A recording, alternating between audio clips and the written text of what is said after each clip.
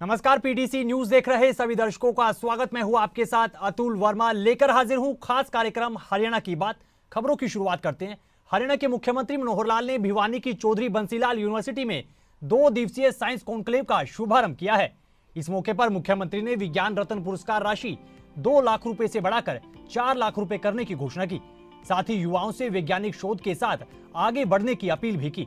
वहीं अपने संबोधन में सीएम मनोहर लाल ने कहा कि आज देश विज्ञान के बलबूते पर आगे बढ़ रहा है। आज देश के युवा वैज्ञानिक दुनिया भर में भारत का नाम रोशन कर रहे हैं। अतीत में भी भारत के वैज्ञानिकों श्री सीवी रमन, महान गणितज्ञ रामानुजन, पूर्व राष्ट्रपति डॉक्टर एपीजे अब्दुल कलाम ने विज्ञान के क्षेत्र में भारत का नाम ऊंचा किया था। इतना ही नहीं, पाई, संख्या प्रणाली और जीरो की खोज कर बड़ी सौगात दुनिया भर को भारतीय वैज्ञानिकों ने ही दी। इस मौके पर मुख्यमंत्री ने जिले के 40 स्कूलों के छात्रों की ओर से लगाई गई विज्ञान प्रदर्शनी का अवलोकन भी किया। साथ ही विश्वविद्यालय के तीसरे शैक्षणिक ब्लॉक की नींव भी रखी।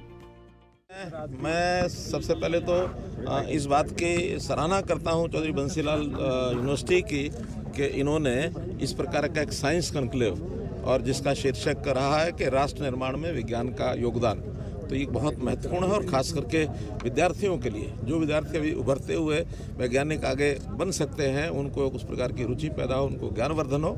और जितने भी देश के, दुनिया भर के बड़े बड़े वैज्ञानिक हैं, उनके जो रिसर्चेज हैं, उनके जो काम किए हुए हैं, वो सबके सामने जब रखे जाएंगे तो सबको प्रेरणा मिलती है।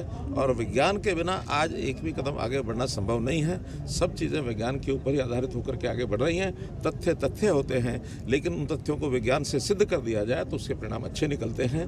मैं एक उदाहरण देना चाहूँगा कि हमारे देश को वैज्ञानिक शायद उतना महत्व नहीं देते रहे होंगे पास्ट में, भूतकाल में तो बहुत वैज्ञानिक यहाँ हुए हैं, लेकिन अभी निरंतर, अभी की जो एक बहुत बड़ा ज्वलंत उदाहरण, जब देश में कोविड आया तो दुनिया के बड़े बड़े देशों ने भारतवर्ष के ऊपर एक शंका पैदा करनी शुरू कर दी कि शायद सबसे बड़ा जो नुकसान है वो भारतवर्ष का होगा।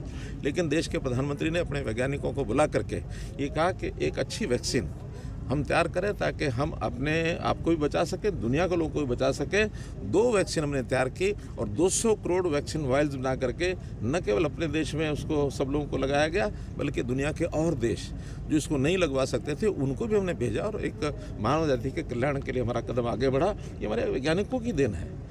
अपने प्रधानमंत्री जी ने अब जो नारा दिया है, जय जवान जय किसान, साथ में जय विज्ञान और जय अनुसंधान, ये उन्होंने जोड़ा है। तो विज्ञान और अनुसंधान, इसका बहुत बड़ा महत्व है। इसके लिए आज का ये सेमिनार, इसके लिए मैं शुभकामनाएं।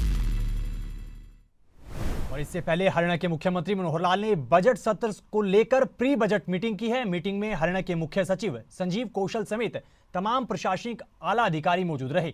वहीं दूसरी प्री बजट मीटिंग के बाद मुख्यमंत्री मनोहर लाल ने कहा कि बजट से जुड़े सभी स्टेक होल्डर्स के साथ चर्चा की गई है।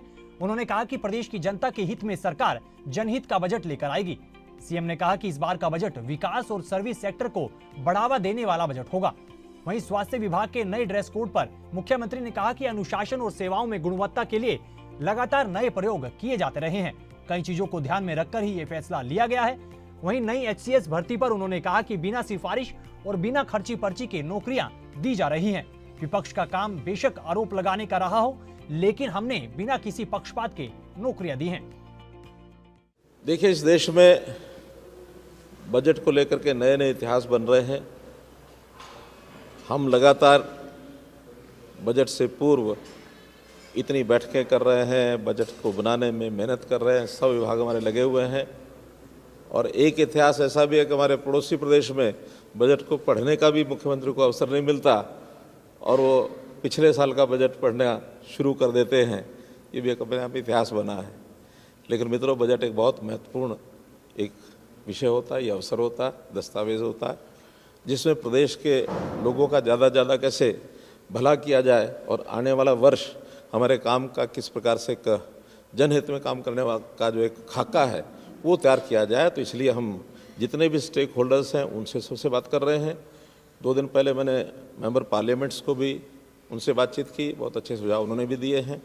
और अभी विभागों के अनुसार जो चर्चा हमारी चल रही है, आज ये दूसरी मीटिंग उसमें थी। पहले कुल 32 विभागों ने उस दिन अपना पार्टिसिपेट करके अपने अपने सुझाव दिए थे। आज 10 विभाग जो बचे थे उन्होंने भी अपने विषय बताए हैं। अब ये निर्णय करने का विषय बाद में रहेगा। एक हमने जो फाइनेंस कमेटी, फाइनेंस सेक्रेटरी के साथ मिल बैठ करके हमारे जो सीएमओ के लोग हैं और बाकी सब मिल करके कि उन सुझाव में कौन कौन से ज़्यादा एडजस्ट किए जा सकते हैं, उनको सबको एडजस्ट करेंगे और एक अच्छा बजट जो विकास का बजट भी होगा और जो जनता की सेवा के नाते से जितना भी सर्विसेज सेक्टर हैं उसके लिए भी एक अच्छा बजट होगा, ऐसा मैं आपको विश्वास दिलाता हूं। मुख्यमंत्री मनोहर लाल ने प्री बजट मीटिंग में कहा कि अमृतकाल का पहला बजट केंद्र सरकार ने पेश किया है, ऐसे में उसी तर्ज पर प्रदेश का पहला अमृतकाल का बजट पेश किया जाएगा। उन्होंने कहा कि आर्थिक सीमाओं को ध्यान में रखकर ही हरियाणा का बजट तैयार किया जा रहा है। सीएम मनोहर लाल ने कहा कि अंत्योदय की भावना को ध्यान में रखकर ही अंतिम पंक्ति में खड़े व्यक्ति के लिए बजट में राहत देने का प्रयास किया जाएगा। वहीं मुख्यमंत्री ने सभी प्रशासनिक सचिवों को केंद्र के बजट में हरियाणा को मिली योजनाओं का अध्ययन करने के लिए भी कहा है। मित्रों, जैसा अपने को पता है कि इस महीने पहले तो केंद्र का बजट आया है 1 फरवरी को, और अब 20 फरवरी को हमारा हरियाणा स्टेट का अपना जो अधिवेशन है वो हमने आहूत किया है। बजट का सेशन है। प्रारंभ में राज्यपाल महोदय के भाषण पर चर्चा होती है, धन्यवाद ज्ञापित किया जाता है, उसके बाद बजट पेश किया जाता है। आज विभिन्न जो विभाग सारे हैं उनके सबके एडमिनिस्ट्रेटिव सेक्रेटरीज, उनके एचओडीज और मेरे जो मंत्रिमंडल के साथी सब आज बैठे थे और बहुत एक प्रकार से विचार किया जाता मोटा मोटा कि भाई कौन कौन सी योजनाएं हमारी पिछले सालों की जो चल रही हैं उसमें आगे उनको किसको बढ़ाना है, किस में थोड़ा मॉडिफाई करना है, कौन सी नई योजनाएं बनाई जाएंगी और किस प्रकार का बजट होना चाहिए। हर विभाग के अनुसार भी चर्चा होती है मोटी मोटी, लेकिन कोई चीज़ फाइनल नहीं होती है क्योंकि एक फीडबैक मिलता है और उस फीडबैक के आधार पर नई योजनाएं बनाने के लिए उनके पास समय होता है। 20 तारीख को हमारा सेशन शुरू होगा और उससे कुछ दिन पहले तक सब सुझाव हमारे पास आ जाएंगे। विधायकों से भी हमने सुझाव मांगे हैं। कल हमारी सांसदों के साथ भी बैठक है। अलग अलग जो स्टेक होल्डर्स हैं उनकी बैठकें भी इन अगले 4-5 दिनों में होंगी। और केंद्र का जो बजट आया है उस बजट में भी जो चीज़ें हरियाणा के नाते से हम ज़्यादा वहाँ से लाभ ले सकते हैं उसके बारे में भी आज हमने इनको बताया है। जैसे RRTS उसमें लगभग 3600 करोड़ रुपया और रखा गया है। उसके अंदर मेजर पोर्शन हरियाणा का जो आता है सराय काले खां से करनाल तक और फिर सराय काले खां से शाहजहाँपुर तक जो 2 RRTS की लेग्स हैं उसमें हरियाणा का बड़ा पोर्शन है, उसमें हम उसका लाभ उठाएंगे। ऐसे हर एक मेडिकल कॉलेज के साथ एक नर्सिंग कॉलेज हो तो 6 मेडिकल कॉलेज हमारे जो नए बन रहे हैं 6 नर्सिंग कॉलेजेस उसका हम लाभ लेने वाले हैं। इसी प्रकार से वेस्ट टू वेल्थ के जो 500 नए संयंत्र लगेंगे उसमें भी हमारे 7 संयंत्र चल रहे हैं, लेकिन इसको और ज़्यादा बढ़ाने की आवश्यकता है, वो हम बढ़ाएंगे। तो जो केंद्र के बजट में घोषणाएं हुई हैं उसके बारे में सबके बारे में अवगत कराया है। डिपार्टमेंट्स को कहा है कि उसका ज़्यादा लाभ उठाएं और एक अच्छा बजट कैसे लेकर के आएंगे उसकी प्लानिंग सब बन रही है। और जैसे ही बजट घोषित होगा स्वाभाविक है 20 तारीख के बाद ही होगा, क्योंकि 20 को तो राज्यपाल अभिभाषण होगा और उसके 2-3 दिन के बाद जब भी बजट की घोषणा होनी होगी वो BSC की कमेटी वो तय करेगी कि किस दिन उसको घोषणा करनी है। उस दिन एक अच्छा बजट और गरीब के हित का बजट, जो वंचित हैं उनको वरीयता ये दी जाएगी। अंत्योदय के नाते से जैसे हमने बहुत सी योजनाएं पहले भी बना के घोषित की हैं और भी कुछ आवश्यकता होगी तो नई योजना उसमें घोषित करेंगे। हर वर्ग के लिए, हर विभाग में आगे बढ़ने के लिए विशेष तौर पर जो कैपिटल एक्सपेंसेस हैं इसको कैसे बढ़ाया जाए वो तभी होगा जब केंद्र से हम ज़्यादा सहायता जो कैपिटल जो प्रोजेक्ट्स हैं उनके हम ले सके और फिर सर्विसेज सेवाएं कितनी ज़्यादा हम दे सके। ये सारा बजट हमारा जब घोषित होगा तब आपको बताएं। डेमोक्रेसी में किसी व्यवस्था को रोकना ये अपने आप में लोकतंत्र का एक विरोध होता है। लोकतंत्र में अपनी बात कहनी चाहिए, बात कह करके, और कोई भी बात है छोटी बड़ी बात सभी संवाद से ही सुलझती है।